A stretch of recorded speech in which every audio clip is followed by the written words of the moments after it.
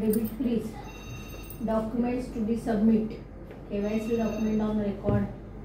Loan formalities pending. तर पण मागे पण त्यांनी मला सिग्नेचरसाठी फक्त हे केलेलं, मग आता काय राहिलं? घेतलाय का? हो, मग त्या तेव्हा काय म्हणाला माहितीये का, मला रात्री त्यांनी फोन केला का मॅडम माझ्याकडून एक सिग्नेचर राहिली आहे. तुमची चुकी आहे ना, ती कस्टमरची चुकी नाही. तुम्ही विसरले. थांबा, मी बोलतो. तुमची चुकी होती, मग कस्टमरचे अकाउंट का स्विच करता? तेव्हा ठीक आहे, तेव्हा केला. आम्ही तिथेही तुम्हाला काय बोललो नाही. हे सेकंड टाइम म्हणजे हा प्रॉब्लेम आहे ना, पुन्हा अकाउंट तिथून हँडल होतो आमचा.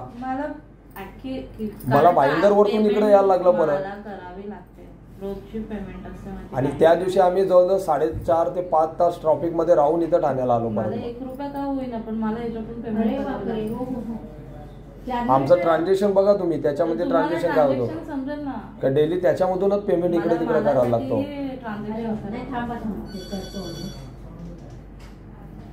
कदम गीता दिली, त्यांचा ADVGB 494 आहे आणि 494 मध्येच काहीतरी सिग्नेचर वगैरे पेंडिंग असेल बघ जरा.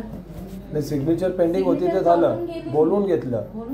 494 464 बघ जरा, दोन्ही डॉक्युमेंट काढून बघ. 494 आणि 464. नाही नाही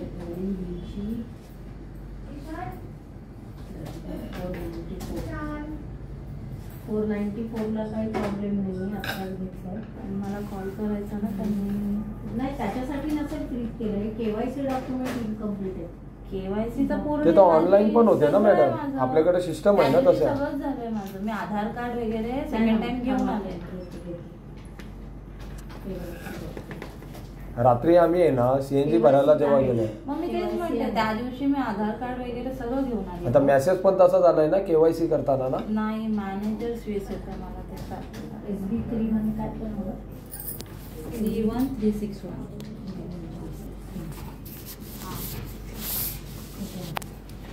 अकाउंट डेबिट फ्रीज करायची नाही ना, मला एवढं लांबून यायला लागतं आणि ते बाहेर होते तरी पाहिले. 3044. मी रात्री मॅनेजरला फोन केला. 13-11 म्हणजे कालच केलंय फ्रीज. हा, अचानक फ्रीज झालाय ना, आम्ही तिथे आम्हाला प्रॉब्लेम क्रिएट झाला तो पूर्ण. मी ट्राय करून बघितलं ना, काहीच नाही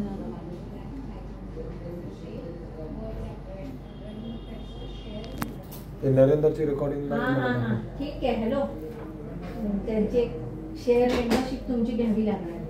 हा, पण मॅडम काही पद्धत असते ना का, बोलून का बाबा काय अकाउंट आहे डायरेक्ट कॉल करायला पाहिजे कस्टमरला. ते मामांच्याकडे नंबर आहे, त्यांनी रात्री आम्ही त्यांना फोन केला. मी माझा मॅनेजर आहे ना, त्याला रात्री मी मला CNG चे पैसे करायला लावले. CNG चे बिचाऱ्यांनी पेमेंट 665 रुपयासाठी मला त्याला मेसेज करायला लागलाय का मी पंपावरती आलोय आणि इथं आता काय होत नाहीये. नरेंद्र भाईंनी ना, थांबा मी काढलं, फ्रीज काढले. बघा तुमचा असा काही प्रॉब्लेम असेल तर आम्हाला सांगा, आम्ही अकाउंट ट्रान्सफर करून घेऊ. आम्हाला प्रॉब्लेम होतो घेऊन यायला. आणि फ्रीज तर डायरेक्ट नाही करणार आम्ही. डायरेक्ट फ्रीज चुकीचं आहे.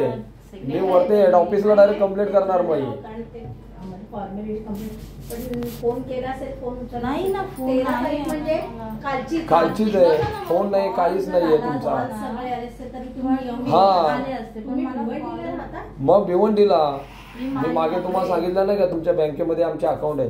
15-16 हजार अकाउंट आहेत आमचे.